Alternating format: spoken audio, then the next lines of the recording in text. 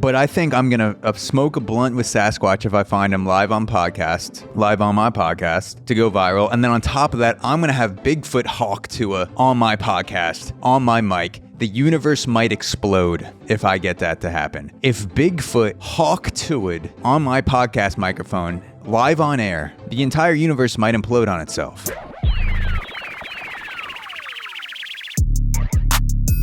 What's up, guys? Welcome back to another episode of Zach Reacts. Happy New Year, happy almost New Year whenever you're listening to this. I am wearing my New Year's suit, if you could see it. If you're watching the video version of this, which it's only video, I only put this out on YouTube, so I know you are. You're staring at me right now. I'm flexing my looks on you, and you can flex back if you want. I'm not going to see it, but here you go. The New Year's suit on. Picked this up at the Nordstrom rack for a sweet ass deal, and I like it. I've worn it 3 times. This is the 3rd time I've worn it in a month, and whenever I put on a new suit, whenever I'm wearing a suit in general, I feel like a better human being.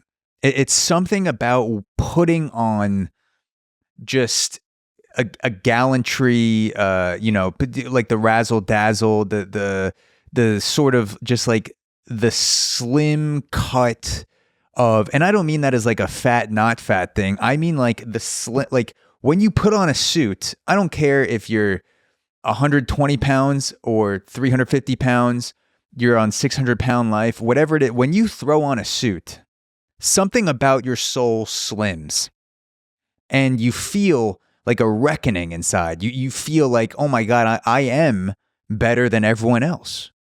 You no longer do you have like this sloppy energy. Like the suit just sort of like razor cut defines you, and you're walking through the world, and things that used to stick onto you are now just, they're coming off the side. They're just bouncing off you left and right. You're walking through, you're like a razor through the wind when you're wearing a suit. And it feels good. And I don't know what that says about me, that I need to be wearing a suit to act like a better person. But it's probably not good. I should just wake up and want to do that anyway, because I'm a human being and I interact with other human beings on a daily basis. And I should just want to be a respectable cog in the wheel of humanity. And when I have a suit on, that becomes elevate. I'm like, oh my God, I'm going to fucking crush it today. I'm going to it doesn't matter if I'm going to Diddy's Mansion or if I'm going to Cold Stone Creamery, or, you know, if I'm going to buy another suit, if I'm wearing a suit, going to get a suit, if I'm wearing a suit, playing the suit, the man disguised as a suit, wearing a different suit, it doesn't matter. It doesn't matter. It doesn't. When you're in a suit, nothing else matters except the fact that you're strapped up to the goddamn gills in Calvin Klein threads, and you're feeling like a fucking champion. And that energy is what I'm feeling right now. Before I put on the suit, I was like, I don't know how this episode is going to go. I might divorce my wife. I spent way too much on Christmas presents. I'm going to go into crippling debt. And then I put on the suit and I said, get the fuck out of here. Get the fuck out of here. My wife is the best person I've ever met. Who gives a shit that I'm going to take 3 cycles to pay off my Christmas presents on my credit card? Who cares? The roof is close, but this suit is closer. The only thing I'm jumping off of today is a fucking rant on this podcast, because we about to jump off right now.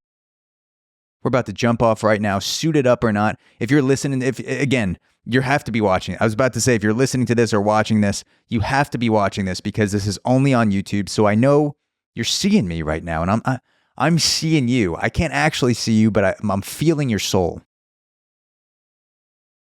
And if you want to just take a second and pause this and suit up so we can go through this suited up together like 2 suited superheroes in a soup kitchen, ratatouille on the move, and we're just flicking around downtown, being clowns. Flip that frown upside down, because you just put on a suit, my man. You just put on a goddamn suit. And when I say my man, I just mean everyone. I mean it in the biblical sense of mankind. Because I don't give a shit. If you're in a suit, you're one of us.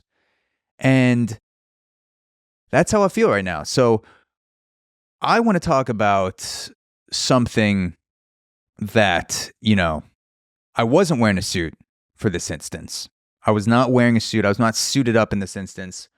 But I was celebrating Christmas Eve. And I was with my cousins.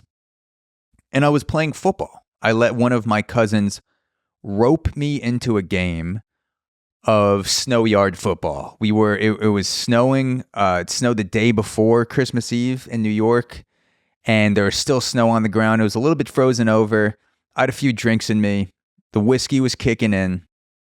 My cousin was kicking off, and all of a sudden I found myself in the backyard, and I was running and gunning. We were playing 2-on-2 football. It was me, my brother, and two of my cousins. Shout out Bill and Henry. That's not their real names, because I keep it confidential, but you know who you are.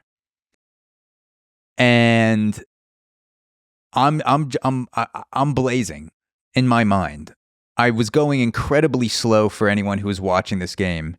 They probably thought I was going into a coma as I was running the football based on the speed that I was moving. But in my mind, I was like, I'm fucking killing it. It brought me back to middle school days where, honestly, this was the highlight of my sports career. I played college baseball, and I played at the D1 level. I pitched against UVA. I pitched against University of Maryland, like some ACC, SEC schools, had some pretty good appearances. The highlight of my sports career was back in middle school, which for me was like mid-2000s. LaDainian Tomlinson was lighting up the NFL. And I did this move on the middle school football field. We were playing after school, where I was running, again, very slow, because I was a chubby back. Not just like a back position, but because of my chubbiness, I had fat coming off the sides of my actual back. And I was running down the field. It was a kickoff, and I was returning it.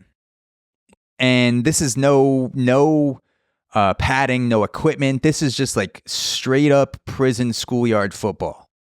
This is like there were no rapes going on, but other than that, it might as well have been a barbed wire going around the field, because it was prison rules. There were people laying people out, spearing without helmets, fucking taking out knees, fucking razzle dazzling all up and down the goddamn field. And it was my turn. It was my time to shine. So I was doing my chubby lunge. That's my sprints. That's what I call them, the chubby lunge, because they were so slow. They looked like I was actually lunging instead of running. And one of my friends marks me, and I'm returning the kickoff, and he comes at an angle, and he's basically coming from down the field. If I'm looking at him, he's down the field to my right.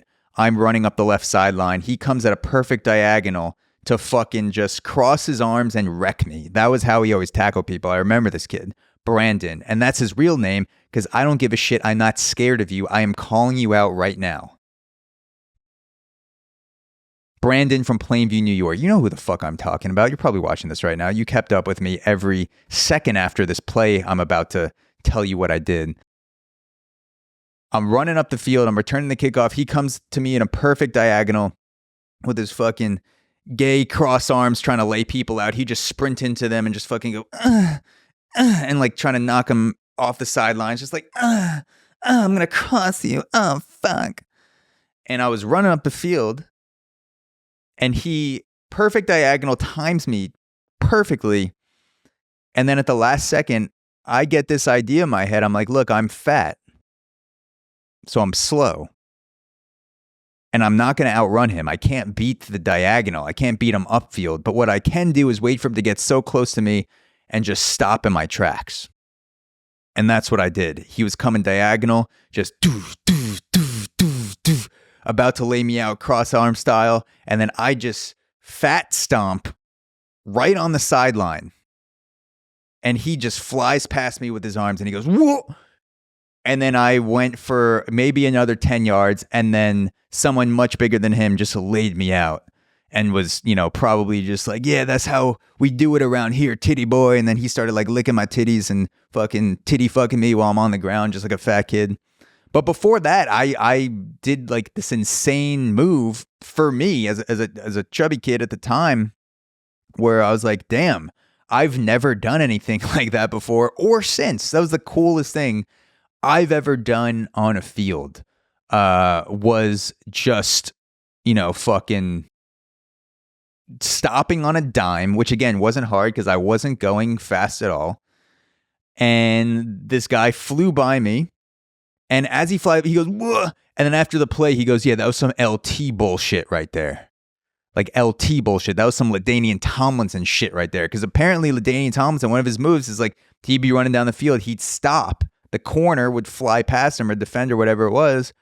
And then he'd just keep going. But because was a 6'4", 235 pound. Actually, no, LT was not 6'4", but whatever. He was a large black man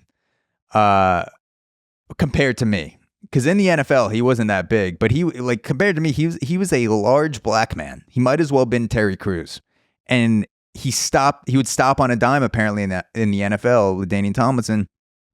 People would fly past him. And so my friend Brandon sees this, like, that's some LT shit. That's some LT shit. Like it was an insult. Like I was pulling some sort of uncalled for wizardry, dark skin wizardry on the field that I wasn't allowed to do because I was white. But in that moment, I was like, I'm taking that as a compliment. I was black in that moment. I was the first transracial football player. If you ask me, I was doing it before, anyone in the future may try to claim that. I became black in that moment, just for like a tiny second. The spirit of LT just went up my butthole and I became him. And then right after Brandon flew past me, I was white again and got tackled almost immediately. But before that, I was fucking, I had jacked black titties. I didn't have chubby, white, floppy pancake titties. And that's how I felt on Christmas Eve playing with my cousins. I was like, I'm the fucking man right now. I'm going to channel this energy. We had a couple possessions. Me and my cousin were up by like 2 or 3 touchdowns in the backyard on the other team with my brother and my other cousin. And then I get this same idea. It comes into my head. I'm like, I'm gonna fucking. I hope the spirit of LT, even though he's retired, will make its way up my butt, into my soul, and just one last time in my life, I can become a jacked black man. And in the moment, my cousin was saying, I'm on the right side of the field now. There's snow on the ground. And I see my cousin coming. So it's like the exact inverse of the play from middle school where I'm on the right sideline. My cousin's coming from like the left side diagonal. And I do the same shit.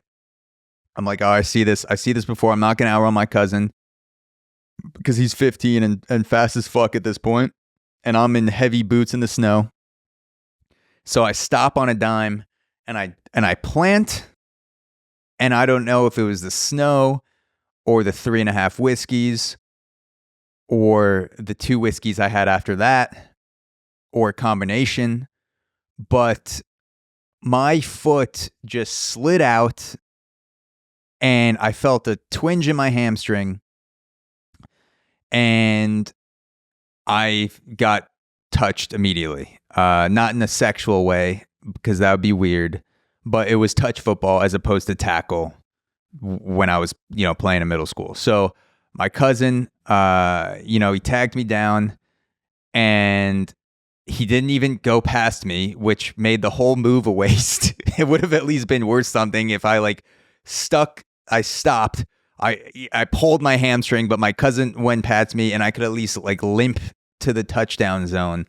But instead I stopped, I slipped out, I pulled my right hammy, and my cousin just stops in front of me and touches me easily. And the game, the possession was over. So it was a big just attempt, but nothing on my part, you know? I didn't really get much out of it.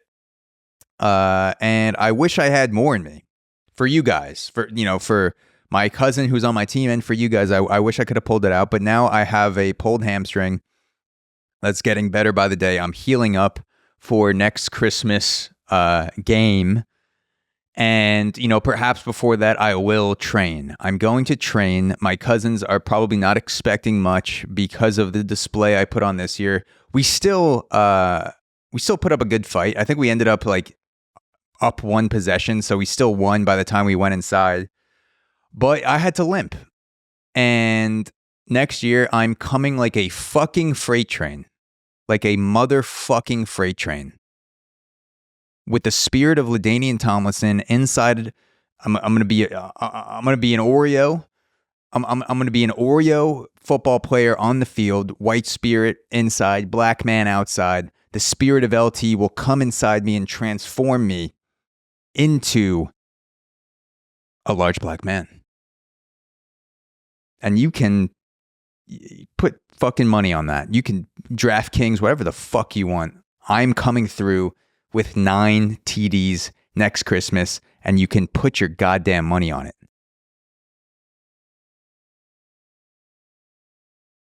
I'm hunting next Christmas.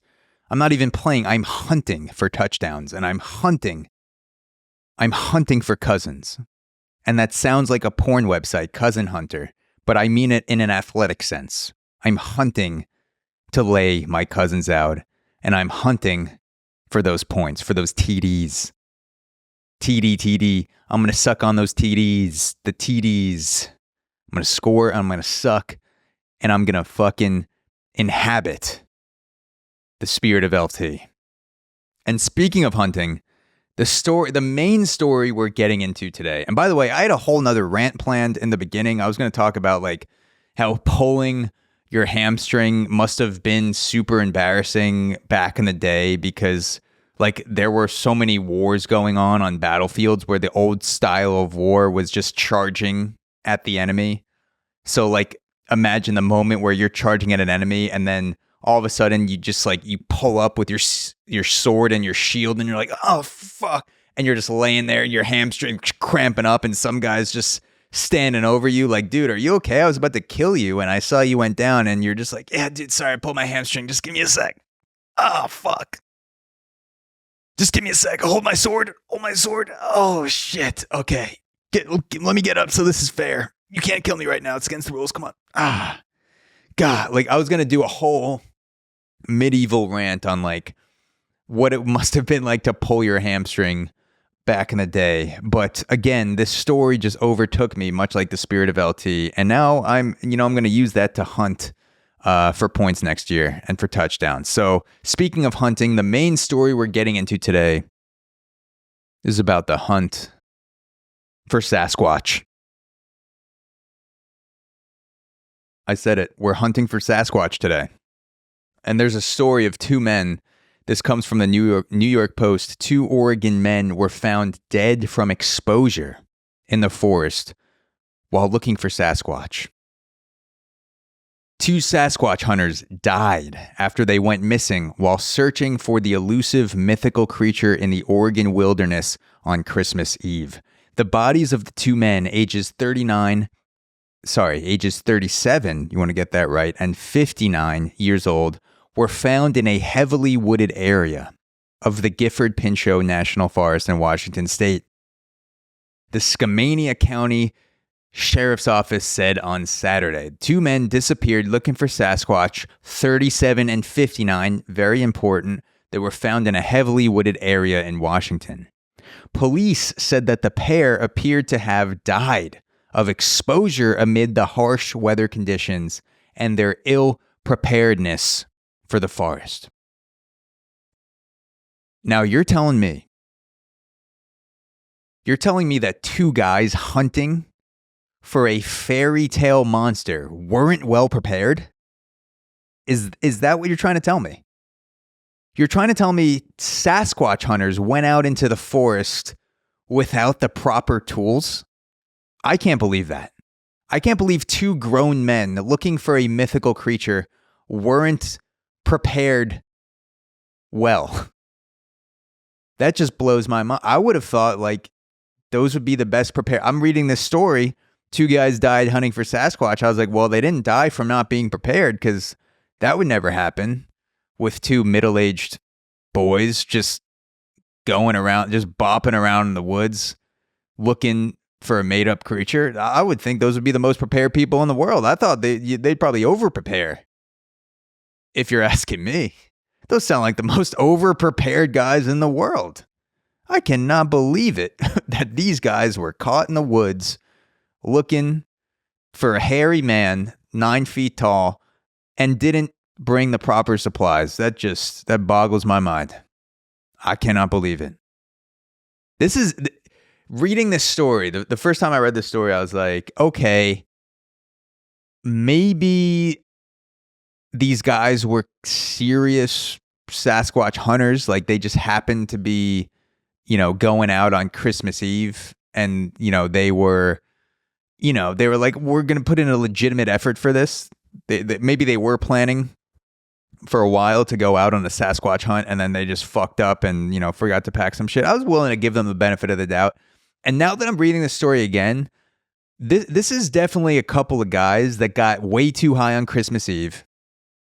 They were smoking a J outside of the family house, like the hometown family house that everyone goes back to. And everyone knows before Thanksgiving, before Christmas, before Easter, you got to find your cousin. You got to go fucking roll up a fat J and you got to smoke it and you got to sit there, borderline panic attack for 3 hours while your family stares at you, wondering why you're a complete failure. That is how holidays are supposed to go. You rip a J, you go out. This is definitely a couple guys that got way too high on Christmas Eve. That J was just absolutely slapping hard. It was that Snoop Dogg strain. And then one of them goes, "Hey Gary, get your Crocs and the lightest sweater you have. We're going Sasquatch hunting." No. Don't grab your winter coat. We don't need that. We're going to find Sasquatch. We're high as fuck. We can sense Sasquatch. Our highness is going to be like a laser beam into the forest because we're on tree. There's trees everywhere. We're not going to need a heavy coat or winter boots. Crocs are fine. Grab that jacket that's the same width as a napkin and we're going out in the woods. No need to prepare. It's definitely two guys high as fuck that were not, didn't think it through.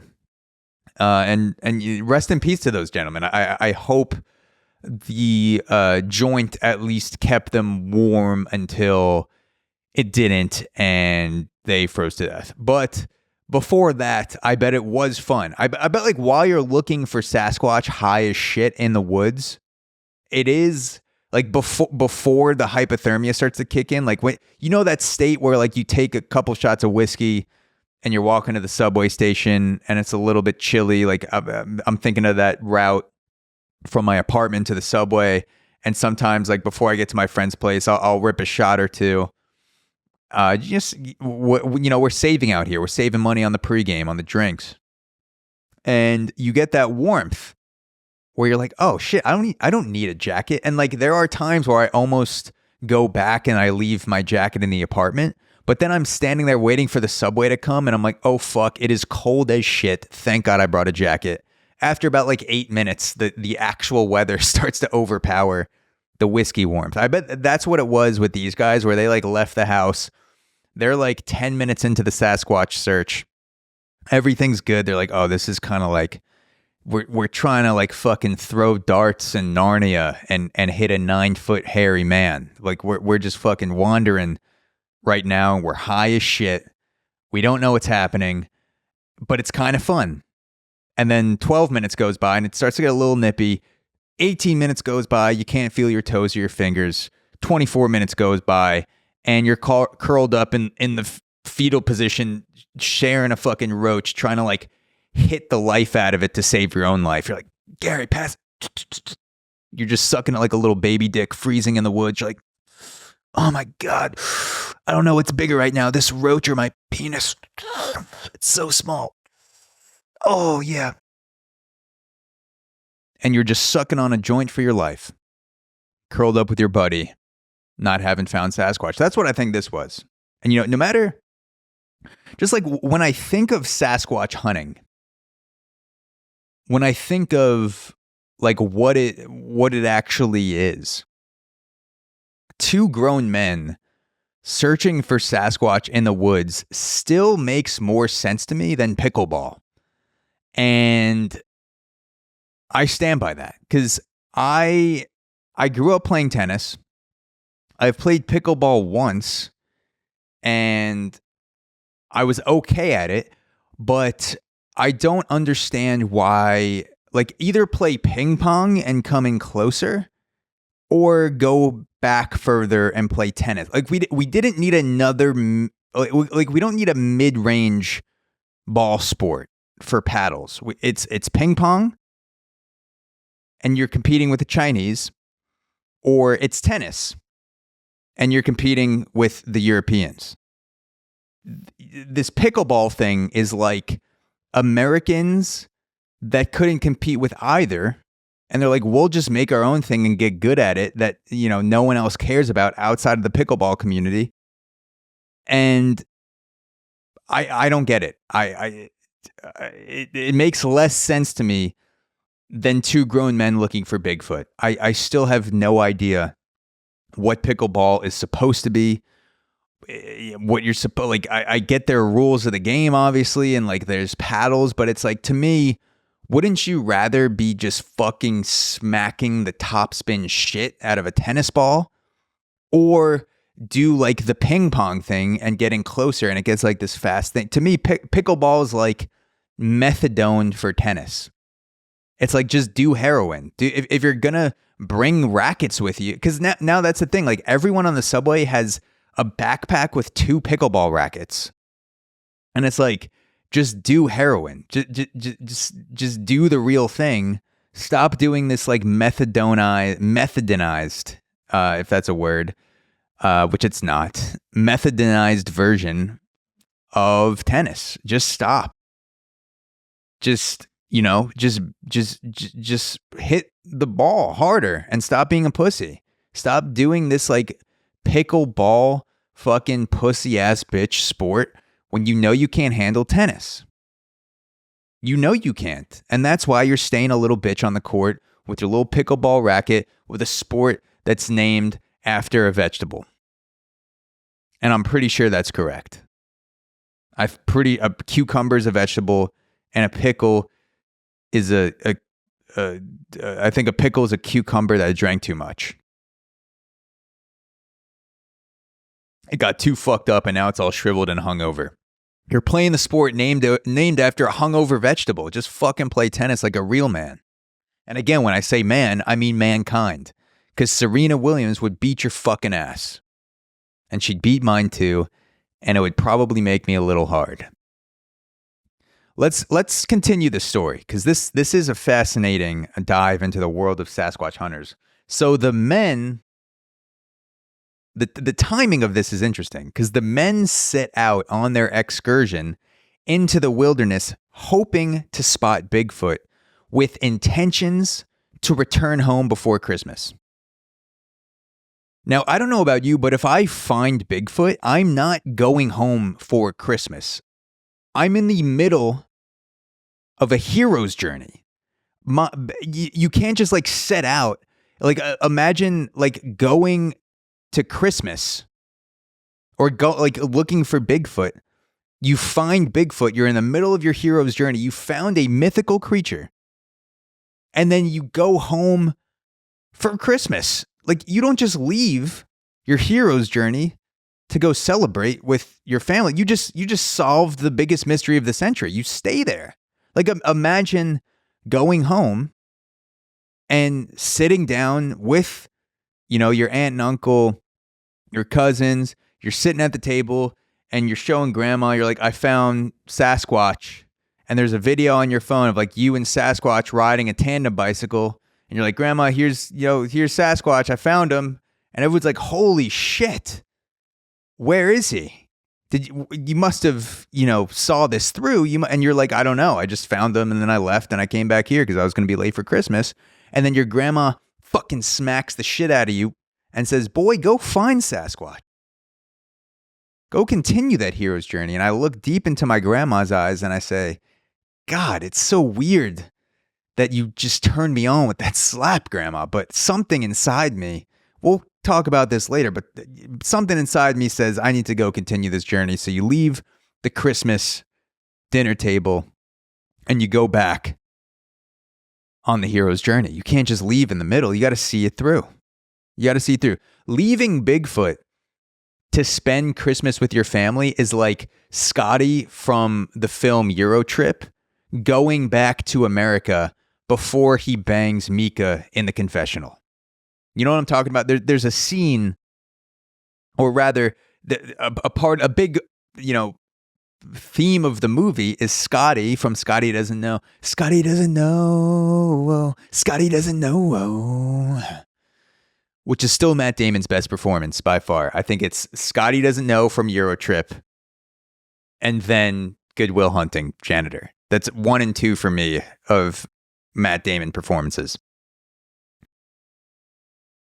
There's this through line to the film Eurotrip, and it kind of came out in the midst of that American Pie phase, early 2000s, where Scotty goes to Europe and he tries to link up with the European love of his life, Mika, that he's been writing letters to back and forth.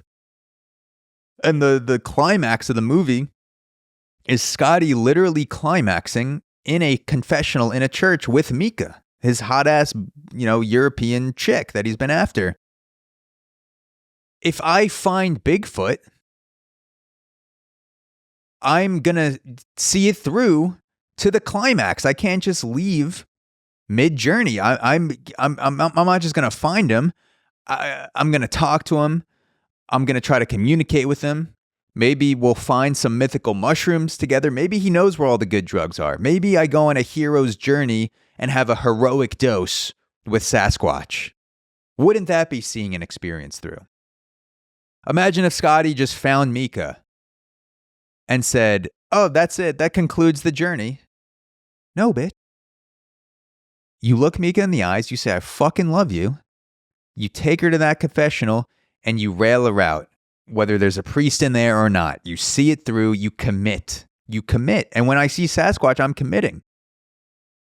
And it doesn't mean that something sexual is going to happen like Eurotrip. But if I find Sasquatch and we're on mushrooms and we start eyeing each other up and down, saying, what's the meaning of the universe? Can I get inside your universe? And shit happens. I'm married, but when you cross over into the universes, anything goes. And when you're universe hopping on shrooms with Sasquatch, there are no rules. You got to make the most of it. That's why if I find Bigfoot, and I'll say this right now, if I find Bigfoot, I'm recording a podcast with him because I'm a struggling podcaster and there are only 2 ways to get a viral podcast nowadays in 2025. You either have to do a man on the street interview where you demonstrate how to suck a cock properly, like the Hawk to a girl, or you smoke a blunt with Sasquatch live on air. Those are the only 2 ways to go viral on a podcast in 2025. I don't make the rules. I just watch them. I just know about them. You either have to hawk Tua on a mic and have that clip go viral and then later rug pull your fucking entire audience with Spitcoin, allegedly, or you smoke a blunt with Sasquatch live on your podcast. And if I found Bigfoot, I'd have to do the latter because I don't have a good, it's very dry. I've tried to. I've been going up to random people on the street with phones who haven't been asking to film me. And I say, film this, do it right now. And they're like, do you need money? And I'm like, no, get this. Wait 1 sec. Get this.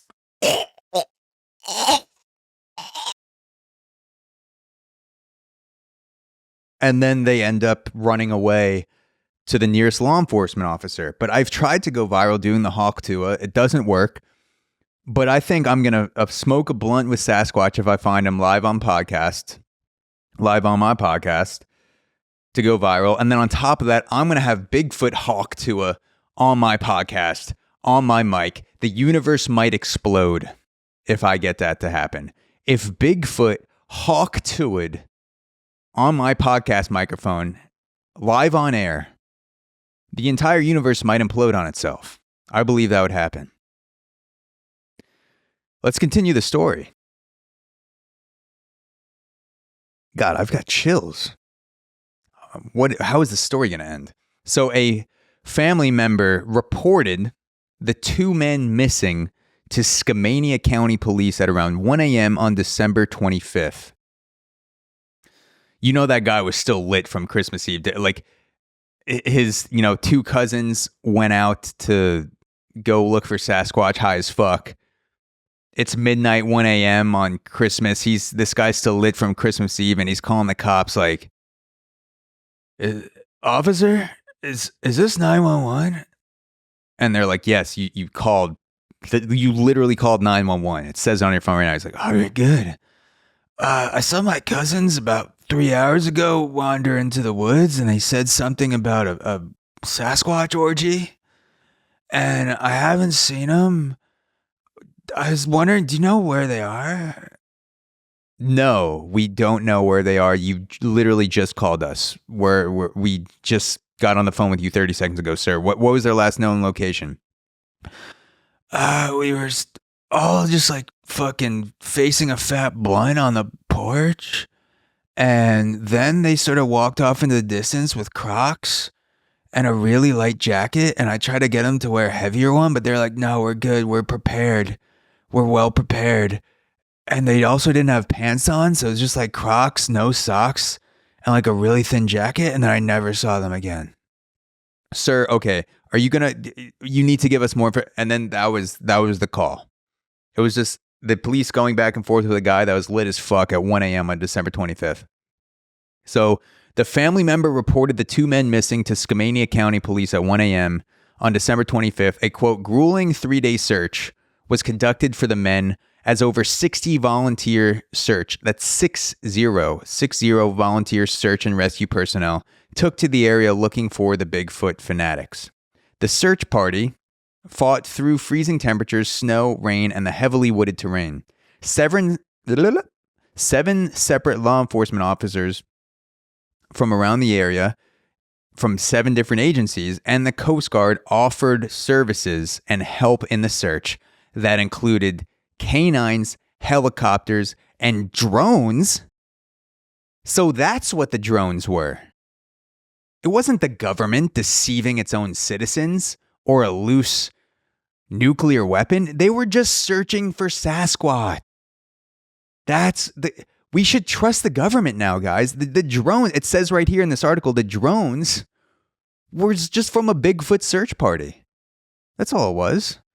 We just calmed down with the videos and the UAPs and the government searching, for Ukrainian missiles hidden somewhere in the US, or, aliens launching, missiles from space and fucking floating around in silvery Pop-Tarts. It's not what you think it is. The government, trust the government. It's just Sasquatch. They said it right here. I don't understand why people don't just trust the government. When's the last time they lied? When's the last time the government lied to us? They're telling us right here, the Coast Guard offered services to help in the search, including drones. It's just one giant Bigfoot hunt. They're just looking for Bigfoot in the wood. That's why all the drones are in the woods in New Jersey. That's why they're not over Manhattan or like Hoboken. They're in the woods because they're looking for Sasquatch. Just trust the government, guys. Let them in. That's going to be the government's excuse for everything shady that the government does going forward. They're going to be like, guys, we didn't plant chips in your brain, silly. Those headaches are from you getting too close to Sasquatch. We didn't. It's just the radiation from Sasquatch. We would never put chips in your brain without you knowing. We would never sedate the entire population through teams of armed services designed to, sedate millions of people at a time while we implant chips in their brain to track their every move. The government would never do that. It's just the headaches, the migraines. Those are from you're looking too hard for Sasquatch. That's what it is. You just gotta take a break. There is not a microchip inside your cerebellum right now. You can trust the government, guys.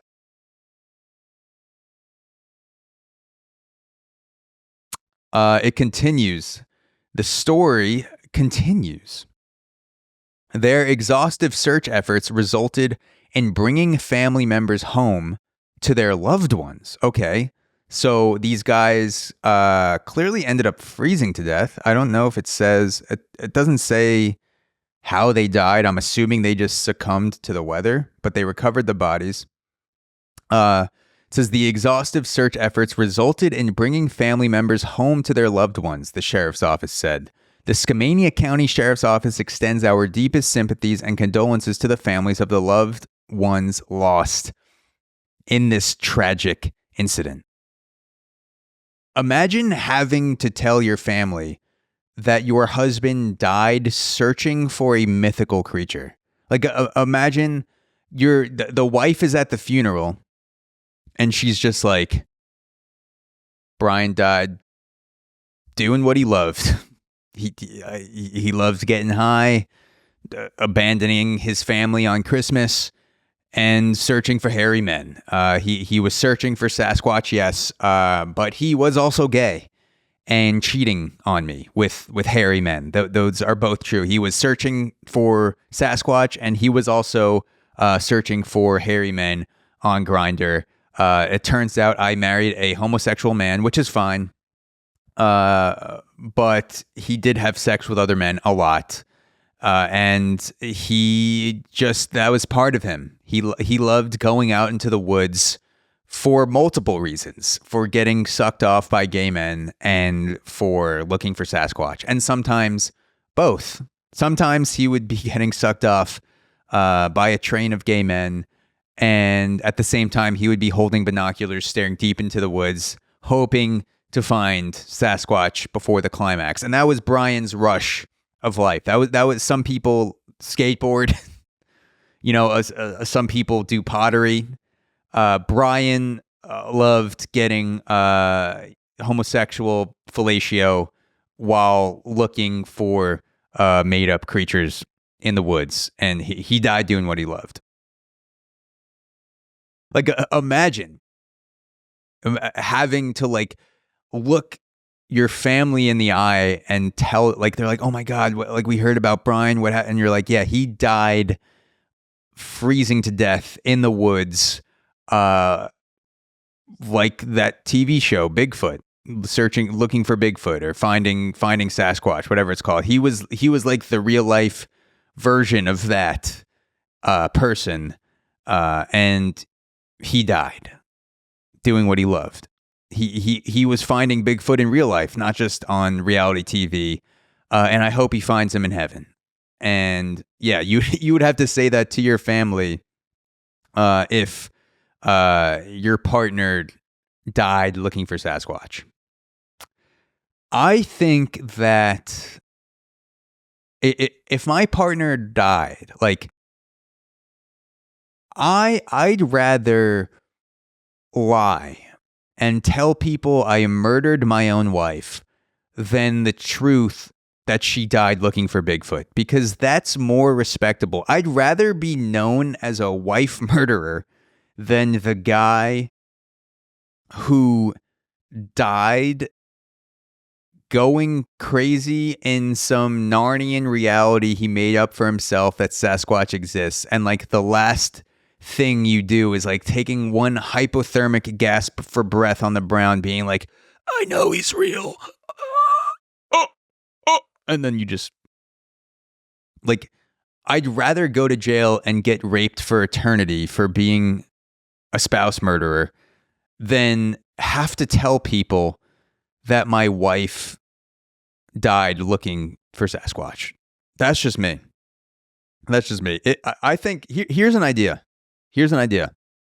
If your partner dies looking for a made up creature like Sasquatch, or, hunting down another conspiracy theory like fucking chemtrails or, Loch Ness Monster, whatever. If you go out on, fucking, if you're looking for actual, I don't want to say conspiracy theories, but like if there's some evidence behind it, like there are fighter pilots and people high up in the government that have testified about UAPs and UFOs, and there's definitely some shady shit going on there. Respect for the people who are doing evidence-based searches for certain, quote unquote conspiracy theories like UAPs. But like if you're just out there, like if you've just lost the plot and you married someone that died looking for a made up creature, or, hunting down, like you're chasing chemtrails, you're chasing the Loch Ness Monster. If your spouse died doing one of those things, you should have to move to Gaza. That's how we rebuild Gaza. Is we take this is how we stop the DNA, like the genes of Sasquatch hunters being passed down to the next generation. Is that if you married someone that died, or your children, if you're related to someone, let's say, that is a Sasquatch hunter, you have to move to Gaza. We rebuild it that way. We take the innocent Palestinians and we put them in the Northwest United States, and we give them a place to live. We take all of the Northwest Sasquatch hunters, we put them in Gaza, all their families, everyone related. We swap places, and then, that way the Israelis have someone to bomb, Gazans have somewhere to live, and then the DNA does not get passed down to the next generation of hunters. That's just, that's just one solution I thought of in the last 30 seconds. So it's probably not a good one, but that's just a little, like, what I like to call off the top foreign policy. That is why I'm not in charge of anything, is because my foreign policy would literally be like people, like high-powered generals and staffers gathered in a room, like, what do you want to do about the Ukraine-Russia situation? And I'd be like, well, why don't we play a little game of off the top? Let's brainstorm for a little bit. Let's pantomime. Let's try to get the creative juices flowing. Let's do some jumping jacks. Let's do some word association. And then within the next 30 seconds or so, we'll pick something. We'll just riff a little bit in Ukraine and see what comes out. See which idea wins. We'll just fucking do some improv over there. And we'll see, how we can stop the missiles. We'll stop the missiles with our riffs, with our podcast riffs. That'll save the Ukrainians. But right now, that's not the issue we're talking about. We're talking about Bigfoot. We're talking about looking for Bigfoot. And, oh, that's some phlegm right there. Let me take one more sip. Now, if we're being honest with ourselves,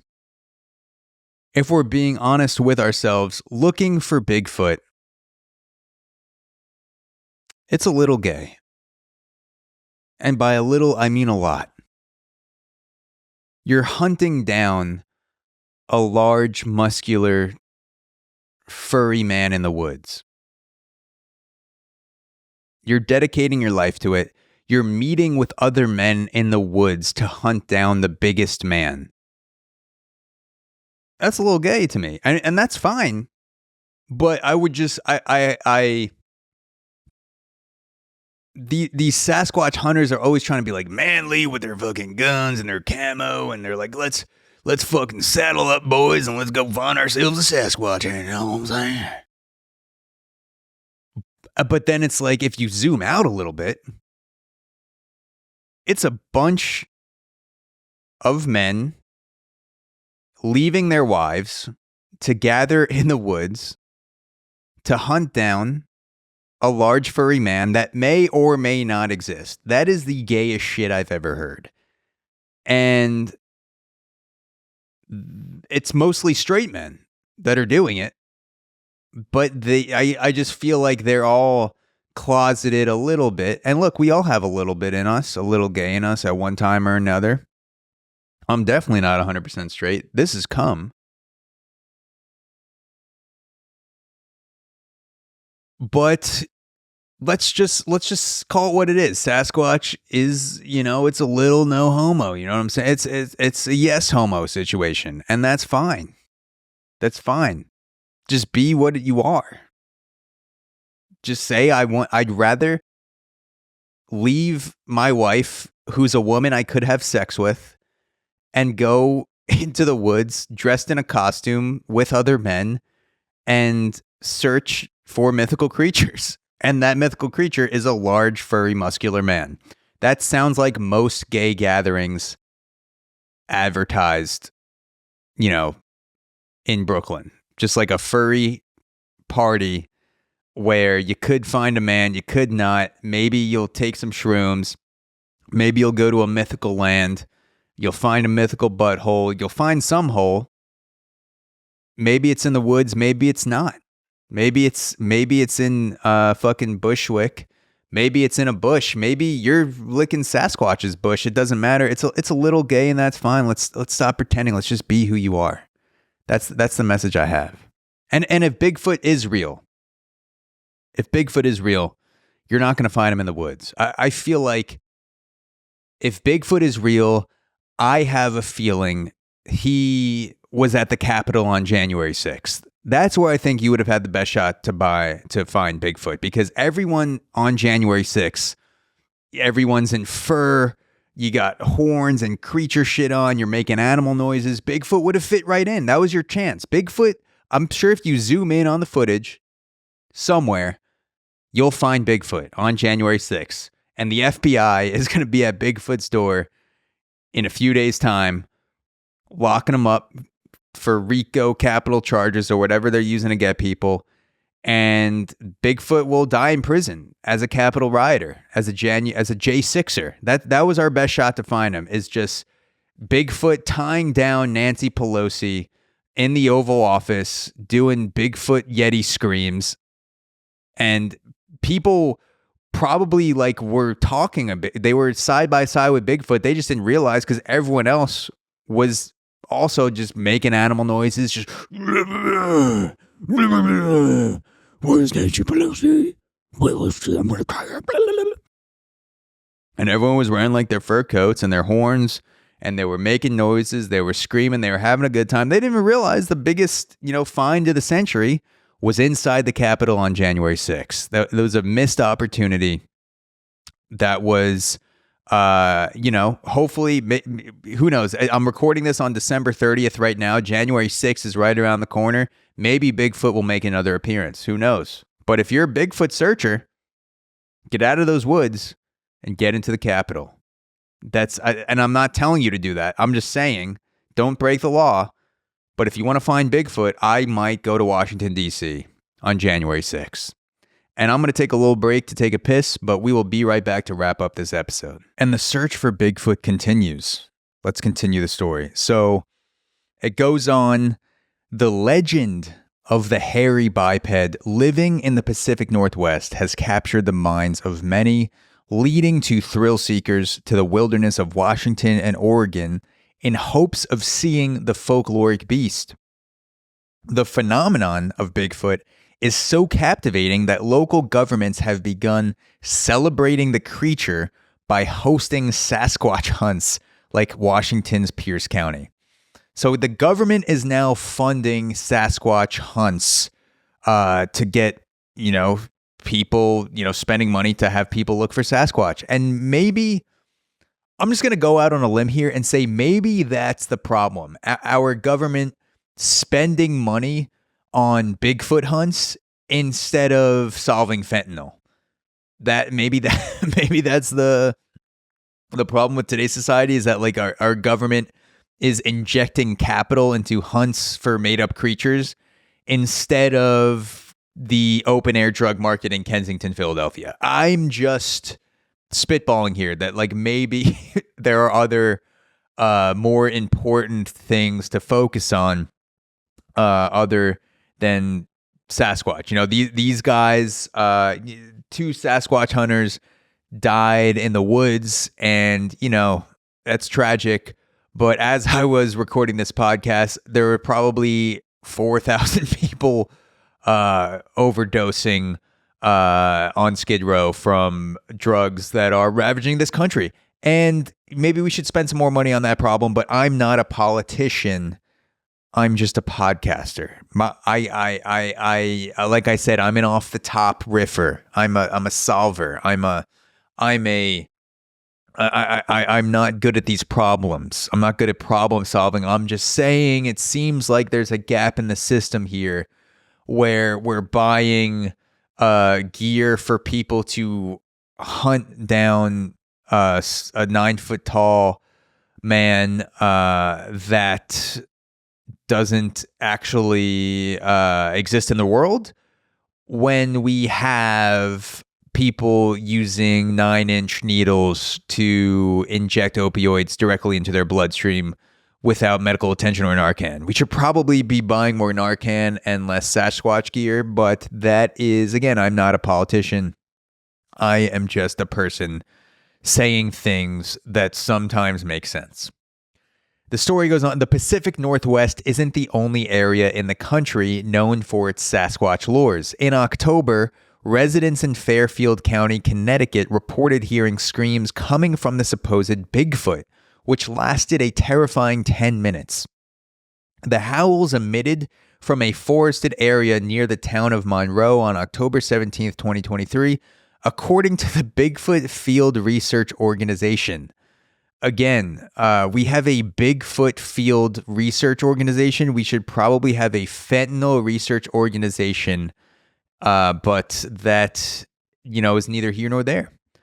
So there were 10 terrifying minutes the howls lasted. Each yelp lasted roughly 10 seconds. That's a long time. 10 seconds is a long time if you think about it. That's enough to get the job done. And halted before repeating. So you had 10-second yells, a break, and then another 10-second scream coming from a distance. And this is funny as not European. It's funny that people in Connecticut are like, oh my God, what are these screams coming in intervals? Because in New York City, that's just background noise. That's just the white noise I fall asleep to. I hear a 10-second long scream and I'm like, oh, that's a mentally ill person or someone getting shot. And sometimes it's both. Sometimes it's a mentally ill person doing the shooting. Sometimes they're getting shot. Sometimes it's a guy coming on the sidewalk after he takes a shit between cars. I haven't seen the coming part, but I have seen the shit between cars part. And the guy was screaming a little bit as he was getting it out. He was just had one foot on a Honda Civic, the other foot on a Subaru, and he was just fucking full squat, just